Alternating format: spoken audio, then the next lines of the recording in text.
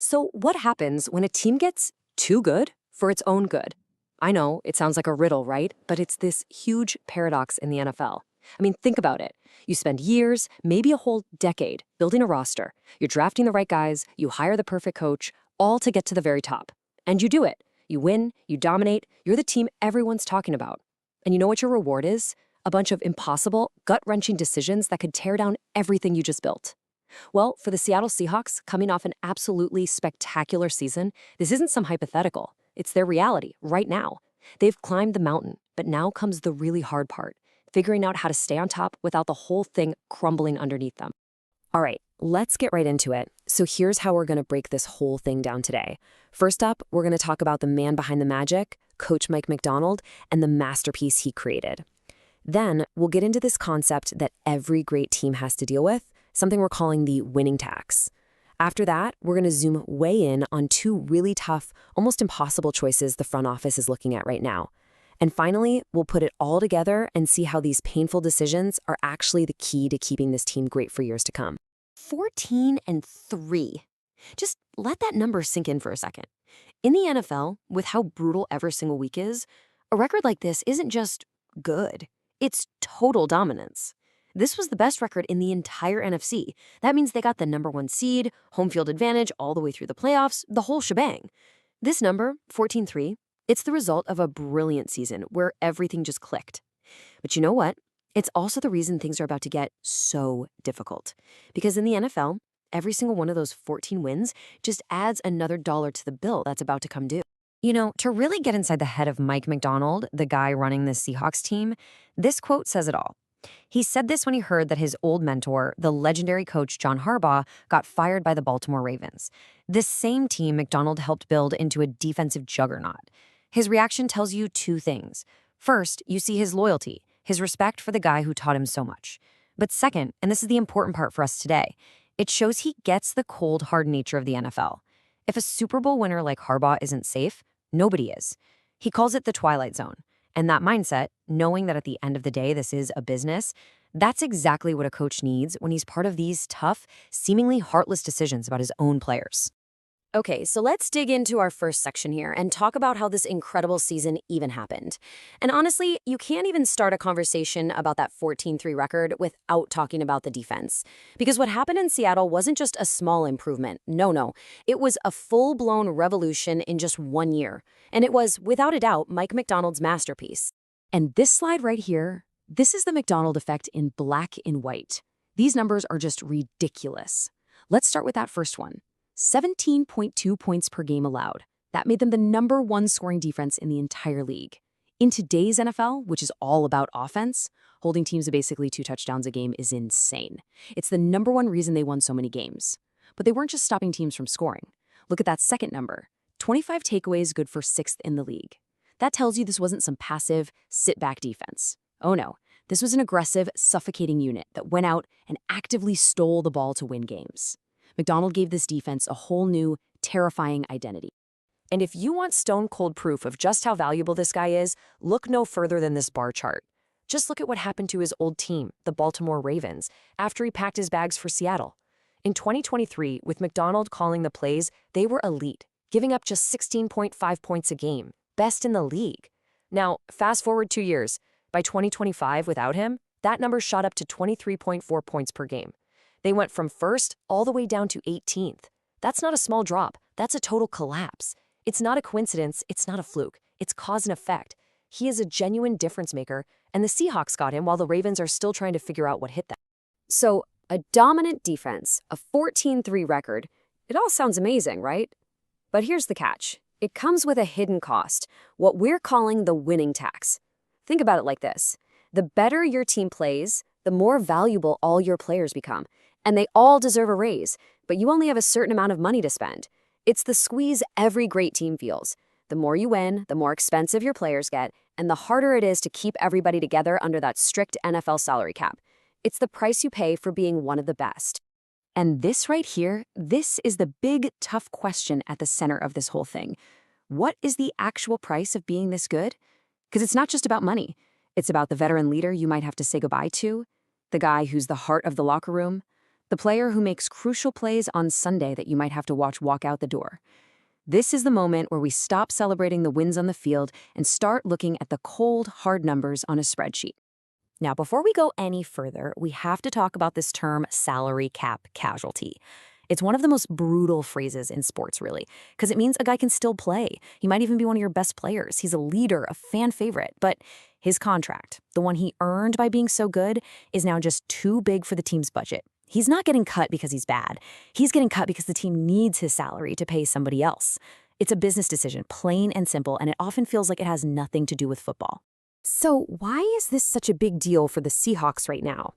Well, because of these guys. This list right here, this is the young core that made that 14-3 season happen. And the problem is, a lot of them were drafted in the same year, which means their cheap rookie contracts are all ending at the exact same time. You've got Ken Walker, an absolute game-breaker at running back, Boye Mafe, who's turning into a beast on the defensive line. You've got Reek Woolen and Kobe Bryant, key pieces of your secondary, and even a special teams weapon like Rashid Shaheed. All of them are about to get paid, and paid a lot. Keeping this group together is priority number one, and it's going to cost a fortune. Okay, so that brings us to our next section, where this whole salary cap problem gets very, very real. The front office can't just create money out of thin air. They have to find it somewhere. So we're going to look at two veteran players who, even though they're playing great, find themselves right in the middle of these tough financial conversations. The two players we're going to put under the microscope are outside linebacker Uchenna Nwosu and kicker Jason Myers. And you can see right away, these are two very different types of players. On one side, you have Nwosu, a high-impact guy at a super important position, an edge rusher who terrorizes quarterbacks. On the other side, you have Myers, a specialist. His value isn't in highlight reel plays, it's in being automatic, in his consistency. Both guys are veterans, both are really good at what they do, but both have contracts that are making the front office look at their spreadsheets for a very, very long time. First off, let's just be clear about how good Uchenna Nwosu is. I mean, look at these numbers from his time in Seattle. The 19.5 sacks, that's the number everyone looks at, and it's really solid. But the real story is deeper. 52 quarterback hits. Think about that. He's hitting the quarterback more than twice as often as he's actually sacking him. He lives in the backfield. Then, 24 tackles for a loss. That means he's not just a pass rusher. He's blowing up running plays too. And 5 forced fumbles. The guy is a turnover machine. He is the total package for what Mike McDonald wants in an edge defender. But now, here's the other side of it. This is where football and business collide. Look at that table. His cap hit for 2026 is a massive $20 million. If they release him, they can save about $11.5 million of that, instantly. That's money you can turn around and use to sign Ken Walker or Boye Mafe. But look at that bottom number, the dead money. That means even if they cut him, they still have to count for $8.5 million on their books for him not to be on the team. It's a tough pill to swallow, but that $11.5 million in savings, that might just be too much to pass up. And this number right here, this comes from the salary cap wizards over at Over the Cap, one of the best sources out there for this stuff. They're giving it a 58.5% chance that Uchenna Nwosu gets cut. That's better than a coin flip. So this isn't just some crazy fan theory. This is a data-driven prediction from experts saying that the money is so tight, cutting a really good player isn't just possible. It's actually likely. It's a perfect example of just how brutal the business side of the NFL can be. All right, next up, let's talk about Jason Myers. And for him, the numbers just speak for themselves, right? Over 86% on field goals, over 95% on extra points. Those are rock-solid, reliable numbers. And in the NFL, having a kicker you just don't have to worry about, I mean, the value of that is huge. You don't mess with that kind of consistency if you don't have to. In a league where so many games come down to the wire, his reliability is a massive weapon. So now let's look at his financial situation, and you can see right away it's a different story than Nwasu's. His cap hit is just under $7 million. If they cut him, they save about $5.1 million with a much smaller dead money charge. Now, $5 million is obviously a lot of money, but in the giant world of the NFL salary cap, it's not a game changer. It's not enough to sign a star. So the team has to ask itself, is that $5 million in savings worth the huge risk of getting rid of a top 10 kicker for some cheap, unproven guy? And this slide shows a much smarter path forward for the Jason Myers situation. There's another option here, a way better one. Instead of cutting him, the team can offer him a contract extension. Now, this is a classic front office move. They can take some of his salary for this year and turn it into a signing bonus, which they can then spread out over the next few years of the new contract. By doing that, they can actually lower his cap hit for this year by over $3 million. It's a total win-win. Myers gets more long-term security, and the Seahawks keep their great kicker while still freeing up some much-needed cash. Okay, so this brings us to our final section, where we're going to connect all these tough little decisions back to the big picture. We've seen the what, the amazing season, and the how, the salary cap problem. But now, let's talk about the why. Why would a 14-3 team even think about getting rid of good, popular players? Well, it all comes down to the long game. I mean, this is the question every fan is asking, right? It feels completely backwards. Why on earth would you part ways with a guy like Uchenna Nwosu who actively helps you win football games?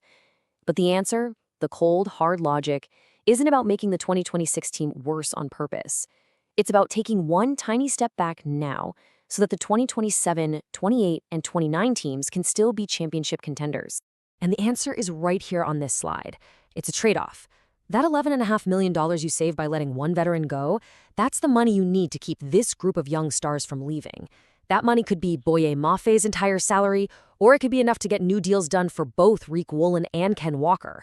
You're basically trading one great veteran player for 2 or 3 great young players who are just hitting their prime. It hurts, but it's a necessary move if you want to stay great for a long time. So here's the big takeaway. None of these moves are about rebuilding or giving up. They are strategic sacrifices. The goal for a great front office isn't just to win one Super Bowl. It's to build a team that can compete for Super Bowl every single year. And making these really hard, unpopular cuts is exactly how you turn one great season into a 5- or 6-year championship window. It's all about sustainability. And that leaves us with this final thought. As fans, we live for those moments on the field, right? The game-winning drive, the huge sack, the 4th down stop. That's the beautiful part of the game. But for the people building the team, the toughest battles might be fought in an office with a calculator and a spreadsheet. It makes you wonder, is the game won with passion on a Sunday, or is it won with cold logic on a Tuesday in March? The reality is, for any great team, you absolutely cannot have one without the other. And that's our look at the Seahawks' very complicated offseason. If you enjoyed this breakdown and you want more deep dives into the NFL, please make sure you subscribe to the channel, NFL Nexus, and hit that like button. We'd also love to hear from you down in the comments. What would you do if you were the GM? And hey, a great way to support what we do here is by checking out our NFL Heroes coloring books. They're awesome for kids, grandkids, even for you. You can find the link right in the description or just scan the QR code on your screen. Thanks so much for watching.